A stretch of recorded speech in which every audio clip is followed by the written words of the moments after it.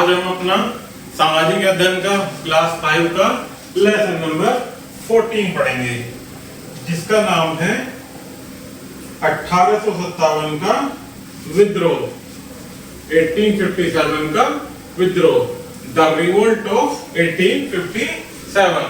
तो आइए प्यारे बच्चों शुरू करते हैं लेसन नंबर 14। प्राचीन समय में भारत एक धनी देश था। इसे सुनहरी चिड़िया कहा जाता था। धनी था इसलिए क्या कहा जाता था इसे? सुनहरी चिड़िया। यूरोप के लोग भारत के महान धन की ओर आकर्षित हुए। इन्होंने भारत के साथ व्यापार करके अच्छा लाभ अर्जित किया, अर्थात भारत के साथ व्यापार का कार्य करके अच्छा धन कमाया। 1453 में अरब के व्यापारी भारत में व्यापार के लिए आए तथा उन्होंने भारतीय वस्तुओं को यूरोप में उच्च मूल्य पर बेचा। इसने यूरोपीय देशों को भारत जाने के लिए अन्य मार्गों की खोज करने के लिए बाध्य किया, अर्थात यूरोपियों ने भारत आने के लिए अन्य मार्गों को खोजना प्रारंभ किया।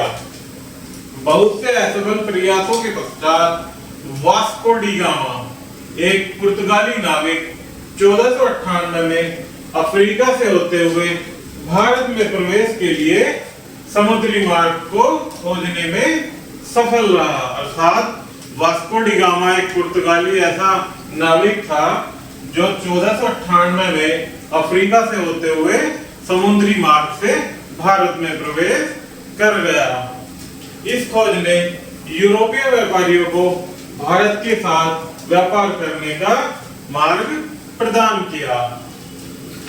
उस समय पुर्तगाली व्यापारियों ने देखा कि भारत इतना विशाल देने के साथ साथ छोटे तथा क्षीण राज्यों में विभाजित है तथा जो सदैव एक दूसरे से लड़ते रहते हैं। तो पुर्तगालियों ने क्या देखा प्यारे बच्चों कि भारत एक बहुत ही विशाल देश है जो छोटे छोटे राज्यों में विभक्त है और वे आपस में भी लड़ते रहते हैं। पुर्तगाली व्यापारियों ने इस कमजोरी का लाभ उठाकर अपनी व्यापारिक स्थिति को भारत में मजबूत करने का निश्चय किया।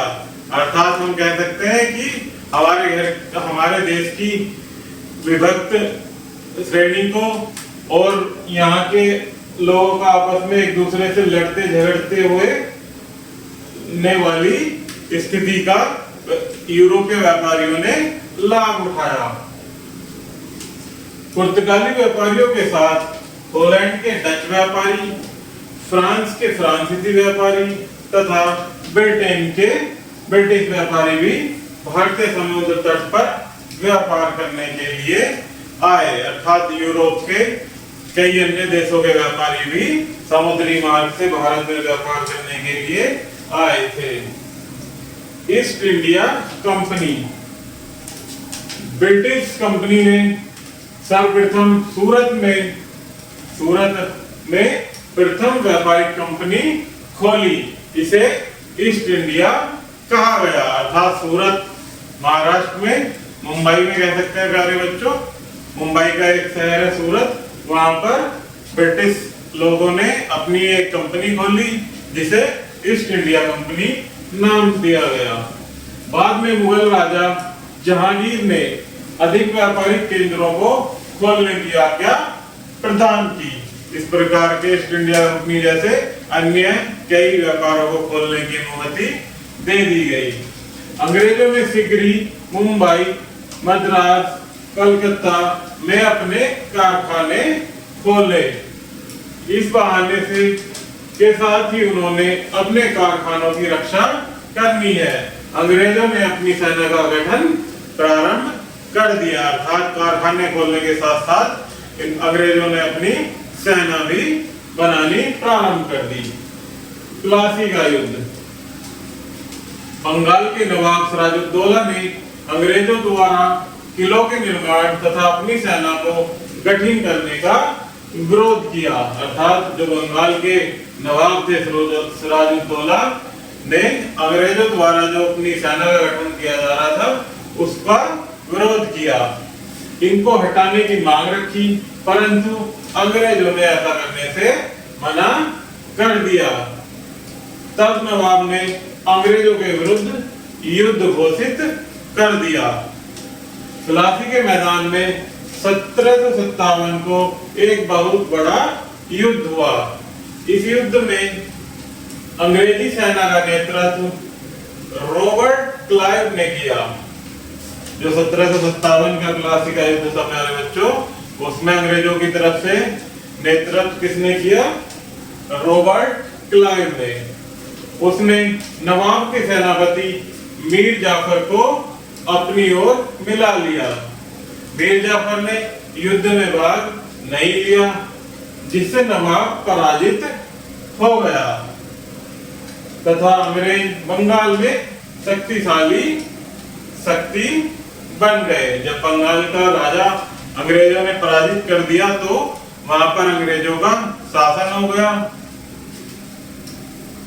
अंग्रेजों ने भारतीय सैनिकों को प्रशिक्षित किया एवं उनको अपनी सेना में नियुक्त किया। जो भारतीय सैनिक थे उनको अपनी सेना में मिला लिया। अंग्रेजी सेना में भारतीय सैनिकों को सिपाही कहा जाता था। अंग्रेज किसानों को सस्ती मजदूरी पर कार्य करने तथा नकदी फसलें जैसे कपास तथा नील की फसल उगाने के लिए बाध्य करते थे। अर्थात उन्हें जोर जबरदस्ती कपास तथा नील की खेती करने के लिए विवश करते थे। वे कच्चे पदार्थ को कम मूल्य पर खरीदते थे। इन सभी क्रियाओं ने भारतीय किसानों को और अधिक निर्धन एवं अंग्रेजों को और अधिक धनी बना दिया था। तो शुरू करते हैं 1857 के विद्रोह के कारण। जो हमारी 1857 की क्रांति हुई थी प्यारे बच्चों, उसके विद्रोह के क्या कारण थे देखेंगे वन बाय वन। कि अंग्रेज भारत की जीतने के लिए भारतीय सैनिकों का प्रयोग करते थे, परंतु वे इनके साथ बुरा व्यवहार करते थे। नेक्स्ट है, अंग्रेज भारत के सभी संसाधनों का शोषण करते थे। वे भारत पर शासन करके इन संसाधनों का प्रयोग करके अधिकतम लाभ अर्जित करना चाहते थे। नेक्स्ट है, अंग्रेज केवल धन प्राप्त करने में रुचि लेते थे। वे बिहार के किसानों को नील की कृषि करने के लिए तथा इस फसल को कम मूल्य पर केवल अंग्रेज व्यापारियों को बेचने के लिए बाध्य करते थे, जिससे उन्हें अधिक लाभ मिल सके। भारतीय कपास तथा रेशम के बुनकरों को भी उनके उत्पादों को कम मूल्य पर केवल अंग्रेज व्यापारियों को बेचने के लिए बाध्य किया जाता था। अर्थात वे अपना ही लाभ लेना चाहते थे। अंग्रेजों ने सन 1764 में बक्सर के युद्ध को भी जीता। इस युद्ध के पश्चात अंग्रेजों ने विभिन्न नीतियों के द्वारा भारतीय शासकों को उनके राज्यों के साथ समर्पित करने के लिए बाध्य करना प्रारंभ किया तथा राज्य हड़प नीति करने की नीति के द्वारा अंग्रेजों ने झांसी, नागपुर तथा अन्य स्थानों पर अपना नियंत्रण कर लिया। 1857 तक अंग्रेजों ने लगभग संपूर्ण भारत पर अपना नियंत्रण कर लिया था। भारत के सभी वर्ग अंग्रेजी शासन से अप्रसन्न थे। भारतीय शासक जिन्होंने अपना राज्य खो दिया था, वे भी अंग्रेजों से लड़ना चाहते थे। अतः इस प्रकार व्यापारी, किसान, सैनिक तथा राजा सभी अंग्रेजी शासन से अप्रसन्न थे। वे अंग्रेजों को भारत से निकालना चाहते थे। इन्हीं परिस्थितियों में 1857 में स्वतंत्रता के प्रथम युद्ध का प्रारंभ हुआ। आगे देखते हैं प्यारे बच्चों 1857 का विद्रोह। उन दिनों ब्रिटिश ईस्ट इंडिया कंपनी को कंपनी सरकार कहा जाता था। सन 1857 में भारत ने अंग्रेजों के प्रसिद्ध विद्रोह कर दिया। यह स्वतंत्रता का प्रथम युद्ध था। इस विद्रोह को 1857 का विद्रोह या सिपाही बगावत कहा गया। क्या कहा गया? 1857 का विद्रोह या सिपाही बगावत। अंग्रेजों ने भारतीय सैनिकों को अपनी सेना में नियुक्त किया था। इन सैनिकों ने देखा कि अंग्रेज भारतीयों के साथ बुरा व्यवहार करते हैं। वे उनसे अत्यधिक क्रोधित हो गए। अंग्रेजी शासकों के विरुद्ध विद्रोह कर दिया। भारतीय सैनिकों ने अंग्रेजी शासकों के विरुद्ध विद्रोह कर दिया। भारतीय सैनिकों ने दिल्ली की ओर प्रस्थान किया, जहां इन सैनिकों ने मुगलों के अंतिम शासक बहादुर शाह जफर को सम्राट घोषित किया। भारत के विभिन्न भागों में इस विद्रोह का समर्थन करने वाले नेता झांसी की रानी लक्ष्मीबाई, नाना साहिब, तात्या टोपे, बेगम हजरत महल तथा अवध के अहमद मौलवी शाह थे। ये आप इनके पिक्चर के माध्यम से देख सकते हैं, रानी लक्ष्मीबाई, नाना साहिब और बेगम हजरत महल। इस विद्रोह का मुख्य कारण अंग्रेजों द्वारा एनफील्ड राइफल में नए कारतूसों का प्रयोग करना था। ये कारतूस जंतुओं की चर्बी या वसा से बने हुए थे। इसने भारतीय सैनिकों की धार्मिक भावनाओं को आहत किया था, जिससे उन्हें विद्रोह कर दिया तथा यह विद्रोह जंगल की आग की तरह फैल गया और सभी भारतीय सैनिक वीरता से लड़े, परंतु अंग्रेजों की विशाल सेना के सामने हार गए। इस विद्रोह के पश्चात अंग्रेजी शासकों को आभास हो गया था कि भारत पर कंपनी सरकार के साथ अपना नियंत्रण नहीं कर सकते, अतः भारत का शासन प्रत्यक्ष रूप से इंग्लैंड की महारानी विक्टोरिया के हाथ में आ गया था। आगे बढ़ते हैं प्यारे बच्चों, जो 1857 का विद्रोह हुआ था उसकी असफलता के क्या कारण रहे। विद्रोह संपूर्ण देश में नहीं फैल सका, यह केवल स्थानीय था, अर्थात वहीं के कुछ लोगों के बीच में हुआ। इसके अलावा भारत के बहुत से स्थानों पर बहुत से युद्ध लड़े गए, बहुत से वीर सैनिकों के द्वारा त्याग किया गया, परंतु फिर भी यह विद्रोह सफल नहीं हो सका। इसे एक निश्चित तिथि पर एक साथ प्रारंभ नहीं किया जा सका। यह लगभग 1 वर्ष में समाप्त हो गया था। इसका प्रभाव दक्षिण में नर्मदा, सिंध, राजपूताना, पंजाब, बंगाल तथा कश्मीर पर नहीं पड़ा।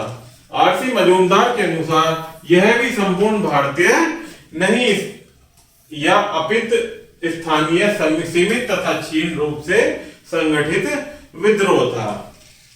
यद्यपि कुछ योग्य नेता जैसे नाना साहिब, तात्या टोपे तथा रानी लक्ष्मीबाई आदि थे, परंतु वे संपूर्ण भारत में इस विद्रोह को नहीं फैला सके। अंग्रेज भारतीय सैनिकों से अधिक शक्तिशाली थे। उन्होंने समुद्र पर अपना नियंत्रण नहीं किया तथा उन्हें ब्रिटेन से नियमित रूप से हथियार प्राप्त होते थे। इसके हथियार भारतीय हथियारों से अधिक उन्नत थे। अंग्रेजों की सहायता करके अनेक भारतीय राजाओं ने धोखेबाज की भूमिका निभाई। जो भारतीय राजा थे प्यारे बच्चों, उन्होंने भी भारतीय सैनिकों के साथ धोखा किया। स्त्रियों तथा बच्चों के साथ हजारों लोग इस हत्याकांड में मारे गए। बहुत सारे गांव तथा कस्बे जलाकर राख हो गए।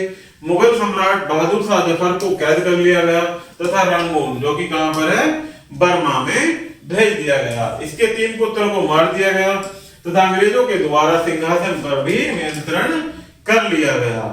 लखनऊ तथा झांसी पर अंग्रेजों ने अपना अधिकार कर लिया। बेगम हजरत महल ने समर्पण नहीं किया तथा नेपाल भाग गई। कौन? जो बेगम हजरत महल थी, उन्होंने आत्मा समर्पण नहीं किया था और नेपाल भाग गई थी। नाना साहिब भी नेपाल चले गए थे। आगे बढ़ते हैं प्यारे बच्चों, विद्रोह के प्रभाव। इसमें पहला है कि यह विद्रोह असफल हो गया, परंतु इसने भारतीय इतिहास में एक नया अध्याय प्रारंभ किया। भारतीय विद्रोह में लड़ने वाले लोगों तथा नेताओं की वीरता से प्रेरित हुए। इन्होंने स्वयं को बेहतर तरीके से संगठित किया तथा अपनी स्वतंत्रता के लिए संघर्ष के लिए तैयार हुए। भारतीय राजकुमारों को अंग्रेजी सरकार के अंतर्गत इनके राज्यों पर शासन करने का अधिकार प्राप्त हुआ। आगे बढ़ते हैं प्यारे बच्चों, भारतीय राष्ट्रीय कांग्रेस का जन्म। एक सेवानिवृत्त अंग्रेज अधिकारी सर एओ ह्यूम भारत के पक्ष में थे। वह भारतीयों को संवैधानिक रूप से परिवर्तित करना चाहते थे। वह भारतीय नेताओं का अत्यधिक समर्थन करते थे तथा एक दिन इन्होंने दिसंबर 1885 को एक संगठन का गठन किया। इस संगठन को भारतीय कांग्रेस कहा गया। जो इन्होंने संगठन का गठन किया गया प्यारे बच्चों, उसको क्या कहा गया? भारतीय कांग्रेस। ये श्री WC बनर्जी, जो कि पुराने बंगाली वकील थे, इनकी अध्यक्ष में मुंबई में मिले थे। इस सभा में केवल 72 सदस्य सम्मिलित हुए। भारतीय राष्ट्रीय कांग्रेस के उद्देश्य सीमित थे। वे अंग्रेजों के सामने अपनी मांगों को रखना चाहते थे। इस संगठन का मुख्य उद्देश्य बहुत से भारतीयों को सरकारी प्रशासन में नियुक्त करना था, परंतु सरकार के द्वारा इस मांग को अस्वीकार कर दिया गया। कुछ लोग जिनके मजबूत विचार थे, वे लाला लाजपत राय, बाल गंगाधर तिलक, विपिन चंद्र पाल तथा वीओसी पिल्लाई थे।